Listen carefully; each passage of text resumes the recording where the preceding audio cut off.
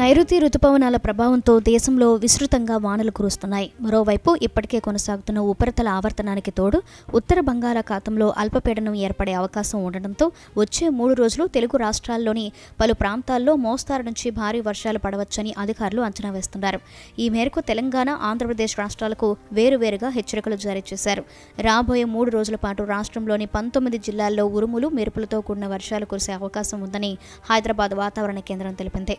కొన్ని చోట్ల ఒక మోస్తారు నుంచి భారీ వర్షపాతం నమోదయ్యే అవకాశం ఉందని పేర్కొంది. వర్షంతో పాటు గంటకు 30 నుంచి 40 కిలోమీటర్ల వేగంతో బలమైన ఈదురుగాలులు కూడా వేస్తాయని అధికారులు హెచ్చరించారు. ప్రజలు అప్రమత్తంగా ఉండాలని సూచించారు. అటు ఏపీలోనూ ఇదే వాతావరణం కొనసాగుతుందని రాష్ట్ర విపత్తుల నిర్వహణ సంస్థ వెల్లడించింది. ముఖ్యంగా బంగ్లాదేశ్, పశ్చిమ బెంగాల్ తీరాలకు సమీపంలో అల్పపీడనం ఏర్పడుతున్నందున దీని ప్రభావంతో ఉత్తరాంధ్రలోని శ్రీకాకుళం, విజయనగరం, మన్యం, అల్లూరి సీతారామరాజు, విశాఖపట్నం జిల్లాల్లో కొన్ని చోట్ల మోస్తారు నుంచి భారీ వర్షాలు, ఇతర ప్రాంతాల్లో తేలికపాటి జల్లులు కురిసే అవకాశం ఉందని పేర్కొంది. తీరం వెంబడి గంటకు 40 నుంచి 50 కిలోమీటర్ల వేగంతో బలమైన గాలులు వీచే ప్రమాదం ఉన్నందున మత్స్యకారులు సముద్రంలో వేటకు వెళ్లవద్దని, వెళ్లిన వారు వెంటనే తిరిగి రావాలని అధికారులు స్పష్టమైన హెచ్చరికలు జారీ చేశారు.